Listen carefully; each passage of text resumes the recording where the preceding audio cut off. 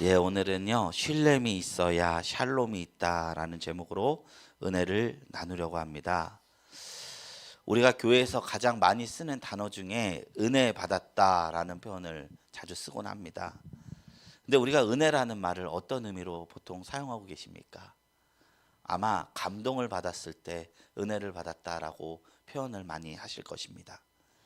그것도 틀린 말은 아니지만 기독교에서 말하는 은혜라는 것은요, 사실 분명한 정의가 있는 말입니다. 그게 무슨 의미냐? 교리적으로 분명한 의미가 있다는 것이죠. 은혜는 무엇이냐? 값없이 받은 선물이다라는 뜻입니다. 이게 성경에서 은혜라는 말에 담고 있는 의미예요. 은혜가 있기를 바란다라는 표현을 읽으면 너에게 값없이 받은 선물이 있기를 바란다라고 읽어도 무방합니다. 우리가 구원받는 것이 우리가 선하고 착하고 죄를 극복해서 우리의 공로를 쌓아서 하나님과 이웃을 완전하게 사랑하면서 살기 때문에 주어진 것이 아니라 하나님께서 이 모습 이대로 부족하고 연약하고 죄 가운데 있음에도 불구하고 그대로 받아주시기를 원하셨다는 것입니다. 그리고 자신의 백성 삼아주시기를 원했다는 것입니다. 그렇기 때문에 이것이 값이 없는 은혜다라고 표현합니다. 그래서 은혜는 사실 구원에 적용되는 단어입니다. 그런데 우리가 이것을 경험하다 보면 자칫 오해가 생길 수가 있는데 값이 없음을 값이 싸다라고 생각할 수 있다는 것입니다. 값이 없다는 것은요, 우리의 입장에서 지불한 것이 없다라는 것이죠. 그것이 공짜라는 의미가 아닙니다. 사실 우리가 값이 없이 구원을 받기 위해서 하나님 입장에서는 어마어마한 것을 지불하며 우리를 구원하신 것입니다. 성삼위의 성자 예수님의 육신을 입으시고 고난을 받으시고 대속하신 그 사건. 대속이란 무엇이냐? 빚을 대신 갚아주겠다는 의미예요. 그래서 우리가 갚아야 할 그 빚을 하나님 편에서 갚아주셨다는 거예요. 그래서 값이 없음이 아니라 대신 지불됐다라는 개념이 구원에서 너무나도 중요하다는 것입니다. 미국에요, 조너스 에드워드 소크라는 의사가 있는데 이 사람이 미국의 의료 박사입니다. 그런데 이 사람이 얼마나 대단한 사람이냐면 누군가 그렇게 표현하더라고요. 인류 수명에 가장 큰 영향을 준 3인 중에 한 명이다.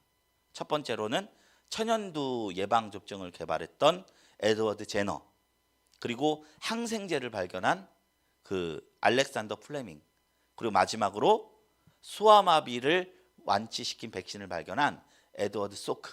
이렇게 세 명이 인류 수명을 가장 늘렸던 의사들이다라고 표현하더라고요. 지금이야 소아마비가 그렇게 이제 큰 병이 아니지만 이 사람이 그 백신을 개발했던 1950년도 당시 미국에서 가장 두려운 질병 중 하나가 소아마비였습니다. 한 자료에 의하면 1952년도 한 해에만 6만 명 정도의 소아마비 환자가 발생하였고 그중 절반이 제대로 치료되지 못하고 마비에 걸렸으니 이것이 참 사회적으로 심각한 문제였습니다. 그리고 당시에 미국 대통령이었던 루즈벨트 대통령도 한때 소아마비를 앓았죠. 그때 에드워드 소크 박사를 필두로 소아마비 치료에 관한 프로젝트가 실행하게 됐는데 1955년도에 원숭이 콩팥을 이용해서 소아마비 백신을 개발에 성공하게 됐어요. 그래서 이 미국에서 가장 전염병을 그 골치를 썩였던 전염병이 이제 치료가 될 상황이 놓여진 것입니다. 그리고 소크 박사는 이 백신 개발로 인해서 어마어마한 돈반석에 앉을 수 있는 상황이 됐습니다. 그런데 놀라운 것은요, 이 에드워드 소크 박사가 이 소아마비 치료법을 특허를 내지 않고 무료로 공개하기로 결정했다는 것입니다. 제약회사에 팔았으면 거부가 되었을 것인데 그는 무료로 공개하기로 결정한 것입니다. 왜냐하면 그는 이미 의사로서 연구 교수로서 충분히 복을 누리고 있는 사람이기에 더 욕심부리지 않은 것이죠. 이게 너무나 감동받아서 TV 인터뷰에서 물어봤어요. 이 백신을 특허권을 왜 내지 않았느냐? 그때 에드워드 소크 박사가 이렇게 말합니다. 태양에 특허를 달 수 있겠습니까? 생명을 구하는 그 어떤 일에도 나는 특허를 달 수 없습니다. 라고 답변했다고 합니다. 이 소아마비 백신이 값이 싼 것입니까? 값이 없지만 값이 싼 것이 아니라는 것이죠. 값이 싸다는 것과 값이 없다는 것의 차이를 이해할 수 있는 예화라고 볼 수 있습니다.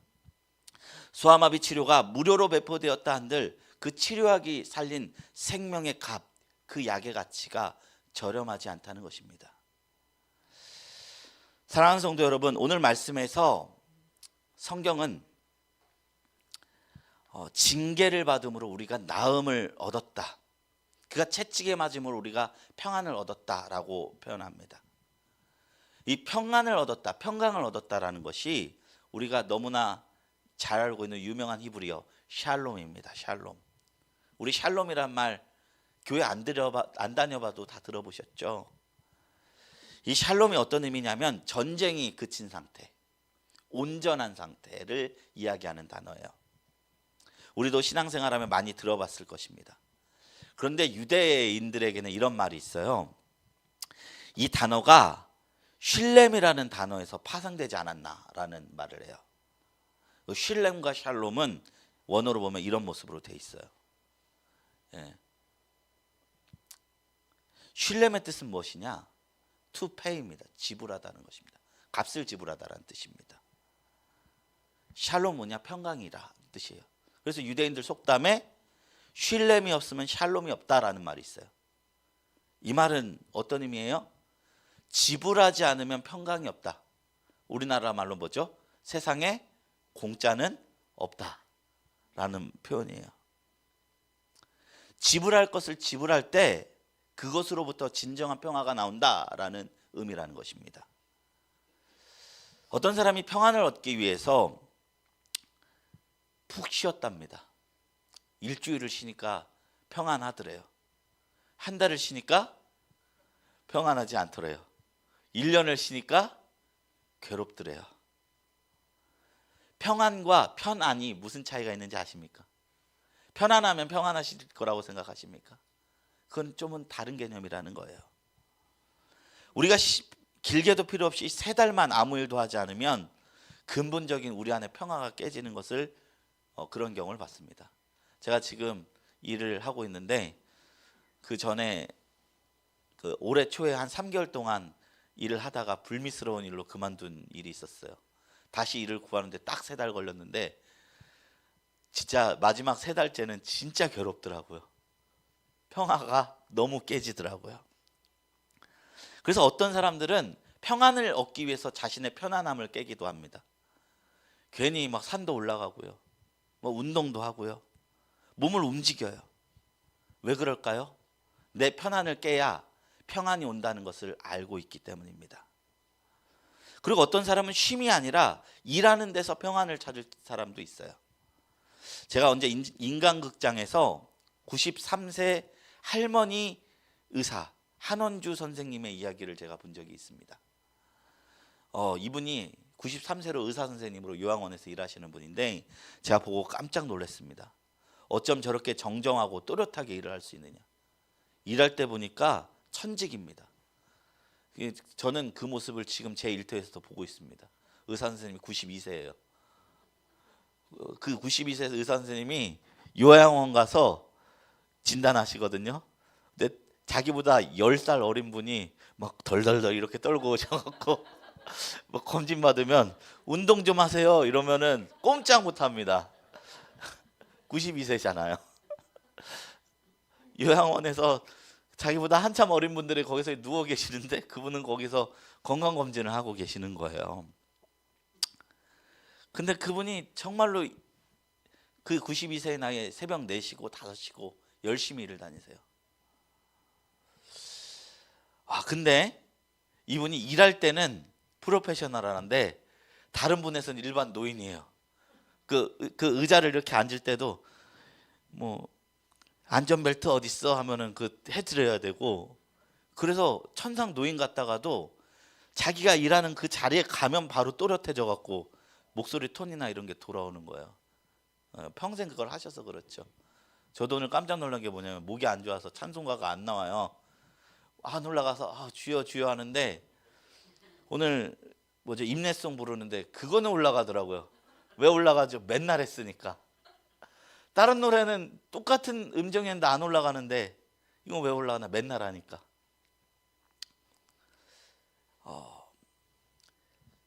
그 의사 선생님은 일하면서 평안을 얻는 것 같습니다. 평안과 쉼은 약간은 다른 것입니다. 샬롬은요, 집을 되어야 할 것이 집을 되어야 비로소 오는 것입니다. 내가 할 것을 한 뒤에 오는 것이 샬롬이고, 내가 지불할 것을 하지 아니하고 오는 샬롬은 진정한 평화가 될 수 없다는 것입니다. 그러니 우리가 열심히 일을 해도 우리 가운데 평안이 있을 수 있고요, 우리가 바빠도 샬롬이 있을 수 있습니다. 내가 있어야 할 곳에 있고 내가 해야 할 것을 할 때, 그때는 우리 안에 샬롬이 있을 수 있습니다. 이웃 사이의 관계도 그런 것 같아요. 관계 가운데서 우리가 서로 지불할 것을 지불할 때 이상하게 샬롬이 있더라고요. 내가 어떤 친구에게 100만 원을 주어도 아깝지 않은 친구가 있어요. 1000만 원을 줘도 아깝지 않은 친구가 있어요. 근데 그 친구가 5만 원을 꿔서 안 갚았어요. 샬롬이 깨질까요? 깨질까요? 깨집니다. 한쪽만 일방적으로 희생하는 관계, 한쪽만 일방적으로 받는 관계도 그 관계는 머지않아 흔들립니다. 왜냐? 서로 지불할 것을 지불하지 않았기 때문입니다. 교회 관계도 마찬가지입니다. 제가 성도를 섬기지 않고 순종만을 일방적으로 강요한다면 목회자와 성도들 간의 관계는 금이 갑니다. 건강한 관계가 되지 않습니다. 반대로 제가 성도님을 섬기면서 피드백이 없다면 소모되고 쓰러질 것입니다. 행복한 교회 생활을 하고 싶으면 의외로 내가 자발적으로 헌신할 것들이 있어야 행복하더라고요. 물론 자유에서 비롯되어야 됩니다. 시켜서 하면 하다가도 하기 싫어져요. 그게 사람 심보인데, 내가 이제 자유로 섬기는 그 기쁨을 알면 우리가 하나님 앞에 헌신하게 된다는 것이죠. 그것 또한 샬롬을 위해서 지불되는 슐렘이다라고 표현할 수 있을 것입니다. 진정한 평안은 노력 없는 편안함이 아닌 우리가 직면한 도전과 책임을 완수한 후에 오는 것입니다. 우리의 삶의 자리에서 샬롬을 얻기에 지불될 슐렘은 어디에 있는가? 그것을 찾게 되면 삶과 교회와 관계 가운데 평안이 이루어질 줄로 믿습니다. 제가 이 격언을 언제 들었냐면, 제가 대학원 다닐 때 히브리어 교수님한테 이 격언을 들었거든요. 그러면서 그 교수님이 그러니까 이스라엘에서 유학생활 하실 때 겪었던 일을 저한테 말씀해 주셨어요. 김진산 교수님이라고 하는데, 그분이 정말로 유대인들이 소설에서 나오는 것처럼 돈 문제에 대해서는 정말 너무나 철두철미하다면서 이런 일화를 얘기하더라고요. 유학 당시에 이스라엘에서 사귀었던 친한 친구가 있었대요. 너무 친했대요. 맨날 밥 먹고 서로 이제 대화 나누고 교제 나누고, 먼 타지에서 이 친구와 너무 친하게 지냈는데, 그러다 보니까 그 친구 집에서 하숙을 하게 됐다는 거예요. 같이 놀러 다니고 식사도 하고 굉장히 가까운 관계였는데, 어느 날 한국에서 유학비용 그 송금이 늦게 돼서 월세를 딱 일주일도 아니고 이틀 미루게 될 상황이 왔다는 거예요. 그래서 친구한테 양해를 구했대요. 오늘 월세 들어올 돈이 안 들어와서 딱 이틀 후에 돈 주겠다. 그래도 되겠느냐?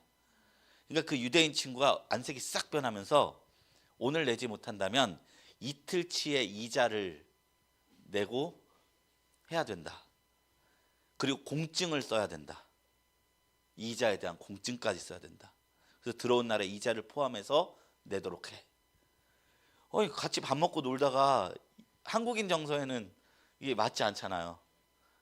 그래서 공증을 쓰고 돈을 빌려갖고 월세 내고 월세비 들어오고 나서 이자 포함해서 갚았답니다. 그러니까 다시 평소 자신과 친하게 지냈던 친구의 모습으로 돌아왔대요. 그 사람은 자유로운데 자기는 기분이 상한 거예요.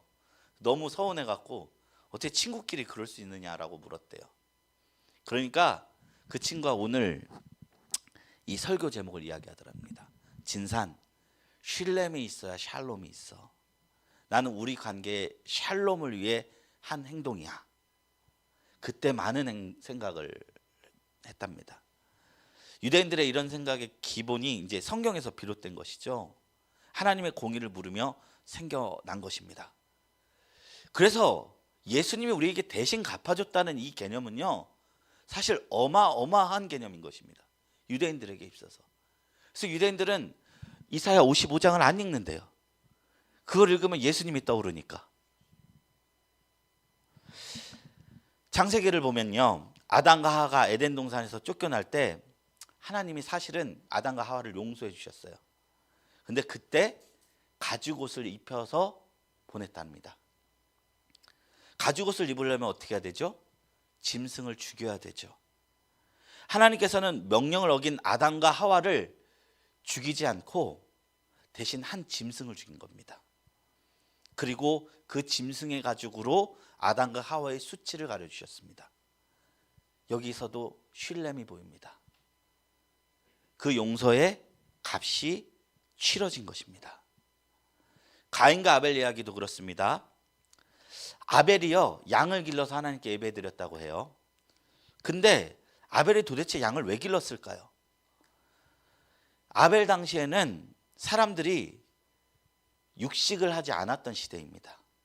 성경에 보면 언제부터 인간이 육식을 했냐면 창세기 9장 2절 3절에 보면 노아 홍수 후에라고 나와 있어요. 노아 홍수 후에 비로소 사람들에게 하나님이 짐승을 식물로 주셨다라는 표현이 나오거든요. 근데 아벨 시대 때는 양을 잡아먹으려고 기른 게 아니에요. 아벨은 양을 먹기 위해서 기른 게 아니라 목적이 있었는데 그게 뭐냐? 희생 제사를 위해서 양을 기른 것이죠. 선악과 사건 이후로 인간은 일평생 죄를 짓고 살아갈 수밖에 없는 존재가 됐기 때문에 내가 받을 심판을 대신 받을 쉴렘, 그 양을 기르면서 제사하며 살았다는 것입니다. 그 양을 죽이면서 하나님이 나의 생명을 대신해서 죽인 짐승을 바라보며 나의 죄를 대신 속할 양을 길렀던 것입니다. 사랑하는 성도 여러분, 하나님께서도 우리의 진정한 샬롬을 위해서 지불한 것이 있습니다. 하나님께서는 여호와라, 하나님의 이름이 여호와인데 여호와의 뜻이 무엇이냐면 스스로 있는 자, 주권자라는 뜻입니다. 이게 무슨 의미냐면 하고 싶은 대로 하실 수 있는 분이라는 뜻이에요. 옳고 그름의 기준이 하나님께 있습니다. 그런데 그분이 우리를 용서하실 때 그냥 용서할게 하면은 우리 죄가 용서되거든요. 근데 그냥 용서하지 않았다는 거예요. 내가 너 사랑해 주니까 용서해 줄게. 이게 아니라는 거예요. 이런 개념이 아니라는 거예요. 우리의 죄의 값을 위해서 지불하면서 용서하셨다는 것입니다. 왜냐하면 그게 공의이기 때문입니다. 하나님은 우리의 죄를 위해서 지불한 것이 예수 그리스도의 십자가 사건입니다. 십자가로 우리의 죄의 값을 지불한 것입니다. 사랑하는 성도 여러분, 하나님은 죄를 심판하는 분이십니다. 근데 굳이 그냥 용서하면 되실 것을 왜 하나님 스스로가 스스로 낮아지셔서 십자가에 못 박히면서 우리를 용서하셨을까요? 그것은 공의가 아니기 때문입니다. 지불될 것이 지불되지 않은 불연전하고 불의한 평화이기 때문입니다. 여러분, 죄를 지었으면 벌을 받아야 됩니다. 이 사회가 지옥과 같은 사회가 되기 위해서는 가장 쉬운 게 뭐냐? 법이 사라지면 돼요. 도둑질하는 사람이 심판을 안 받는 사회, 살인하는 사람이 심판을 안 받는 사회를 생각해 보십시오. 세상이 어떻게 되겠습니까? 죽고 죽이는, 홉스가 그랬죠. 만인이 만을 위한 투쟁을 하는 사회, 그런 사회가 되고 말 것입니다. 정말로 지옥 갔을 것입니다. 그러기에 죄는 값이 있고 죄는 심판이 있는 까닭입니다. 성경의 죄의 값은 무엇이냐? 사망입니다. 우리의 죄는 언젠가 하나님 앞에서 백보자 앞에서 심판되고 말 것인데 이 값을 지불하지 않고 용서하시면 하나님은 진짜 선한 분이 될 수 없고 공의의 하나님이 될 수 없다는 것입니다. 그래서 하나님은 공의의 하나님이시고 사랑의 하나님이시기에 이 사랑, 공의와 사랑 사이에 주신 답이 무엇이냐? 그것이 바로 십자가입니다. 불완전한 양의 피가 아니요, 그렇다고 죄를 지은 우리도 아니요, 예수님이 우리를 위해 대신 십자가 지셔서 그 값을 갚으신 것입니다. 그래서 대속, 속량이라고 하는 것입니다. 히브리서 9장 12절에 말씀하기를 염소와 송아지의 피로 아니하고 오직 자기 피로 영원한 속죄를 이루사 단번에 성소에 들어가셨느니라. 그래서 예수님을 어린 양이라고 불러요. 아벨이 길렀던 양은요, 우리를 완전한 속죄의 길로 이끌지 못해 줬지만 주님께서 흘리신 보혈은 우리의 과거의 죄와 현재의 죄와 미래의 모든 죄를 속량하실 완전한 값을 치른 은혜의 길이 되었다는 것입니다. 우리의 죄는요, 하나님께서 대신 갚지 않고서는 용서 없을 만큼 큰 것입니다. 그러므로 우리가 대속의 개념을 이해할 때 은혜라는 것이 무엇인지 이해가 됩니다. 아까 은혜가 뭐라 했죠? 값없이 받는 선물. 우리 신앙을 지탱하는 귀한 기둥이 됩니다.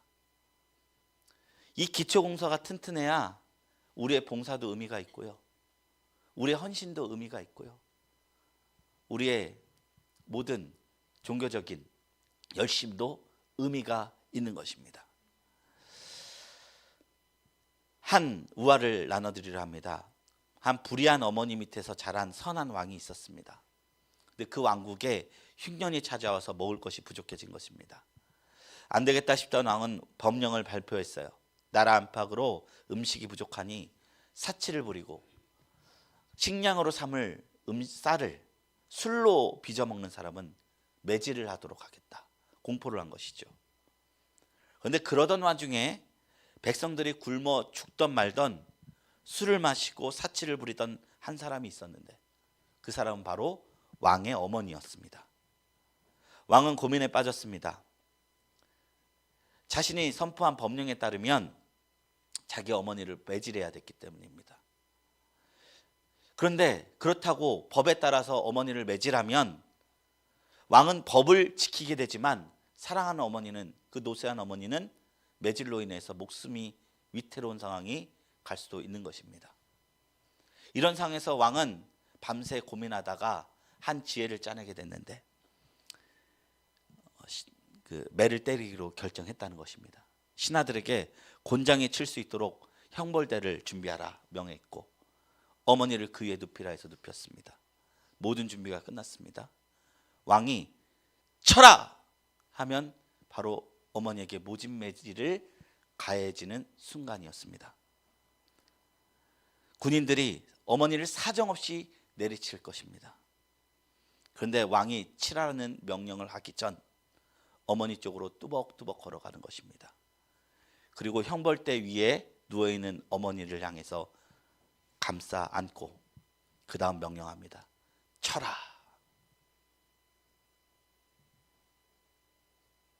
군인들은 어머니를 감싸고 있는 왕의 등을 모질게 매질하였고 왕은 어머니의 형벌을 대신 받았습니다. 왕은요, 그 매질로 인해 등이 갈기갈기 찢어졌지만 사랑하는 어머니가 다치지 않은 것으로 기뻐했다는 것입니다. 우리가 받은 대속은 이와 같은 것입니다. 우리는 구원을 선물로 받았습니다. 값이 없습니다. 그러나 하나님은 그것을 위해서 너무나도 값비싼 대가를 지불하셨습니다. 예수님께서 우리를 구원하시려고 십자가를 지신 것, 그것은 우리를 향한 하나님의 신뢰이었습니다. 그 예수님의 신뢰이 우리의 샬롬이 된 것입니다. 이 모든 것은 주님께서 하신 일입니다. 그래서 예수님께서 부활하시고 제자들에게 찾아오셔서 말씀하신 것이 무엇이냐? 너희에게 평강이 있을지어다. 이 말이 어떻게 보이십니까? 내가 너희를 위해서 지불하였다. 사도 바울이 서신서를 시작하면서 항상 하는 말이 뭐냐? 평강을 얘기하는 거예요. 데살로니가 후서에 보면 하나님 아버지와 주 예수 그리스도로부터 은혜와 평강이, 값없이 주는 선물과 샬롬이, 에베소서 1장 2절 은혜와 평강이, 빌립보서 은혜와 평강이, 빌레몬서 은혜와 평강이.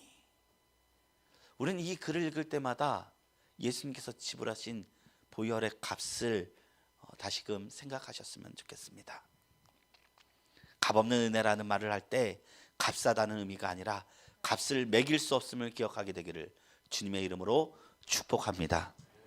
이제 말씀을 맺습니다. 요한계시록 5장 4절에 보면요, 한 천사가 안팎으로 봉인된 두루마기를 가지고 오는데 그 두루마기를 풀어야 되는데 풀 수 있는 사람이 아무도 없는 거예요.